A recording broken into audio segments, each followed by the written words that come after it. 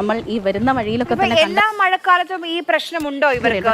ഈ ജനങ്ങൾ പലകുറി പറഞ്ഞ് മടുത്തു.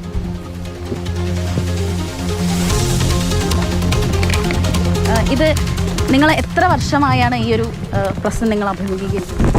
ഇത് അങ്ങ് ഒരുപാട് വർഷങ്ങൾ ഇങ്ങനെ വെള്ളപ്പൊക്കം വെയിലുകാറ്റ് നമ്മൾ കൂടുതൽ നടക്കണം. ഈ പുഴ റെഡ്ജ് ആയിട്ടില്ല, ഒരു പുഴയും റെഡ്ജ് ആയിട്ടില്ല. ഇവിടെ പുഴ കംപ്ലീറ്റ് നീർന്ന് കിടക്കുകയാണ്, എക്കലി വന്ന് നിറഞ്ഞു കിടക്കുകയാണ്. ഇത് റെഡ്ജ് ചെയ്ത് കഴിഞ്ഞാൽ മാത്രമാണ് നമുക്ക് വെള്ളക്കയറ്റം ഇങ്ങോട്ട് വരാണ്ടിരിക്കുള്ളൂ.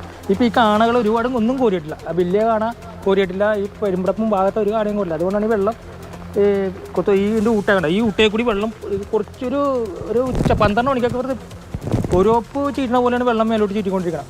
ഇന്നലെയൊക്കെ കുട്ടികൾ 5-6 പ്രാവശ്യം വെള്ളത്തിൽ വീണ്. ഇവരെല്ലാവരും ജോലിക്കോണ ആൾക്കാരാണ്. അപ്പോൾ കുറേ ആൾക്കാർ കാര്യങ്ങളെല്ലാം ചെയ്തു തന്നെ കൗൺസിലർ. ഇനിയിപ്പോൾ മഴ കനത്തു, ഇനിയിപ്പം ഈ കാന വൃത്തിയാക്കൽ നടക്കുന്ന കാര്യമല്ല. അങ്ങനെയെങ്കിൽ ഈ മഴ കനത്താൽ എത്ര വരെയാണ് ഇവിടെ വെള്ളം കയറുന്നത്? ശരിക്കും വെച്ചാൽ നമുക്കൊരു 11 മണിക്ക് ഇവിടെ സ്റ്റാർട്ട് ചെയ്യും. 11 മണിക്ക് സ്റ്റാർട്ട് കഴിഞ്ഞാൽ വൈകുന്നേരം ഒരു 6 മണി 7 മണിയാകുമ്പോൾ വെള്ളം ഇറക്കാൻ പറ്റുള്ളൂ നമുക്ക് മാക്സിമം. അറിയാമോ, മഴ കടത്തു കഴിഞ്ഞാൽ നമ്മുടെ കുടുംബത്തെ എല്ലാത്തിനും വീട്ടിൽ വെള്ളം അവസ്ഥ അങ്ങനത്തെ ആയിരിക്കും, വെള്ളം കയറിക്കൊണ്ടിരിക്കും. കാരണം കഞ്ഞി വെക്കാൻ പോലും അവസ്ഥ പറ്റണില്ല. കാരണം പുറത്തുനിന്ന് എത്ര നേരം മേടിച്ച് കഴിക്കാൻ പറ്റും നമുക്ക്? ഒരു നേരത്തെ ഫുഡ് മേടിക്കുന്നുണ്ടെങ്കിൽ ഒരു 2 ചപ്പാത്തി കറിയും മേടിക്കണമെങ്കിൽ 100 രൂപ 50 രൂപ കൊടുക്കേണ്ടി വരും. അതിന് കൂലിപ്പണിക്കാനെ കൊണ്ട് നടക്കുമോ? കൂലിപ്പണിക്കാൻ 1000 രൂപ കൂലി എളുപ്പമാണ്. ഞാൻ പണിക്കാനെ തന്നെ അവന് 1000 രൂപ കൊടുത്തു കഴിഞ്ഞാൽ എല്ലാ കുടുംബത്തും മേടിച്ചു കൊടുക്കാൻ പറ്റും നമുക്ക്. അപ്പോൾ അവസ്ഥ അങ്ങനെ പോയിക്കൊണ്ടിരിക്കുന്നതാണ്.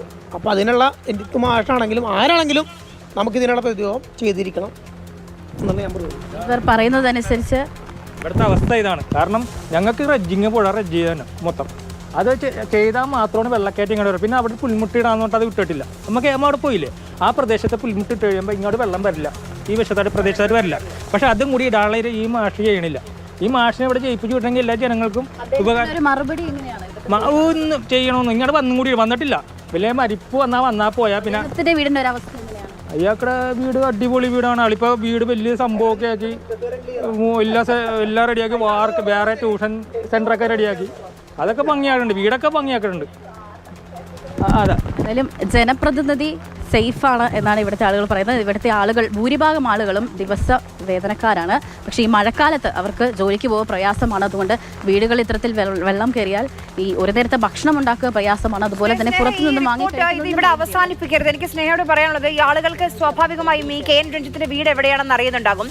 ആ വീട്ടിലേക്ക് കൂടി പോകണം. അവിടെ ആ വീട് എങ്ങനെയാണെന്ന് ആളുകൾ കാണണം. അദ്ദേഹത്തിന്റെ വീട്ടിലേക്ക് ഒരുപക്ഷെ വെള്ളം കയറാത്തത് കൊണ്ടായിരിക്കും ആ ദുരിതം എന്താണ്, ഈ മനുഷ്യർ അനുഭവിക്കുന്ന പ്രയാസം എന്താണെന്ന് അദ്ദേഹത്തിന് അറിയാതെ പോകുന്നത്. ആ വീട്ടിൽ വെള്ളം കയറുന്നില്ല എന്നുള്ളതായിരിക്കും ഇവർ പറയുന്നതിൽ നമ്മൾ അങ്ങനെ വേണം മനസ്സിലാക്കാൻ. അദ്ദേഹത്തിന്റെ പ്രതികരണം തേടാൻ ശ്രമിക്കണം. എന്തുകൊണ്ടാണ് ഈ പാവങ്ങൾ ഫോൺ വിളിക്കുമ്പോൾ ഒന്ന് തിരിഞ്ഞു നോക്കാൻ പോലും അദ്ദേഹം തയ്യാറാകാത്തത്? ജയിച്ചു കയറിയാൽ മാത്രം പോരാ, കല്യാണവും മരണവും ഉണ്ടാകുമ്പോൾ വന്നു കയറാൻ മാത്രമുള്ളതല്ല ജനപ്രതിനിധി. ജനങ്ങൾ നേരിടുന്ന പ്രയാസങ്ങൾ, പ്രതിസന്ധികൾക്ക് പരിഹാരം കാണേണ്ട ആളാണ് ജനപ്രതിനിധി. അപ്പം ജയിക്കാൻ വോട്ട് തേടുമ്പോൾ മാത്രം വന്നിറങ്ങാനുള്ളതല്ല ഈ ഓരോ വീടുകളും. അവിടെ ഇത്തരത്തിൽ നോക്കൂ, എല്ലാ സാധനങ്ങളും ഇപ്പോൾ മഴ മാറി നിൽക്കുകയാണ് ഈ പറയുന്ന ഭാഗത്ത്. എന്നിട്ട് പോലും ആളുകളുടെ വീട്ടിൽ വെള്ളമാണ്. അവർ ഫോൺ വിളിക്കുമ്പോൾ ആ ഫോൺ കട്ട് ചെയ്യുകയാണ്. ഇത് ഈ ഒരു നിമിഷത്തെ കാര്യം മാത്രമല്ല, എത്രയോ ദിവസമായി സമാനമായ സാഹചര്യമാണ്. കൊച്ചിയിലെ മഴയുമായി ബന്ധപ്പെട്ട് വെള്ളക്കെട്ടിന്റെ കാര്യം നമുക്ക് എല്ലാവർക്കും കേരളത്തിൽ മുഴുവൻ അറിയുന്ന കാര്യമാണ്. പല പദ്ധതികൾ കൊണ്ടുവന്നു, പക്ഷേ ചിലത് വിജയിച്ചു, ചിലത് വിജയിച്ചില്ല. പക്ഷേ മഴക്കാല ശുചീകരണ പ്രവർത്തനങ്ങൾ അത് നടത്തേണ്ടതാണ്. അത് നടത്തിയില്ല. ഇനി ഈ കാലവർഷം എത്തിക്കഴിഞ്ഞു, കനത്ത മഴയാണ്, എല്ലായിടത്തും റെഡ് അലേർട്ടാണ്. അതിതീവ്ര മഴ പെയ്തുകൊണ്ടിരിക്കുമ്പോൾ ഇനി എങ്ങനെ വൃത്തിയാക്കാനാണ്, എന്ത് ചെയ്യാനാണ് ഈ പാവപ്പെട്ട ജനങ്ങൾ? അപ്പോൾ സ്നേഹയോട് പറയാനുള്ളത്, അദ്ദേഹത്തിന്റെ വീട്ടിൽ പോകണം. അദ്ദേഹത്തിന്റെ വീടിനൊരു പ്രശ്നമില്ലാത്തത് കൊണ്ടായിരിക്കും ഒരുപക്ഷെ അദ്ദേഹത്തിന് ഈ പ്രയാസം മനസ്സിലാകാതെ പോകുന്നത്.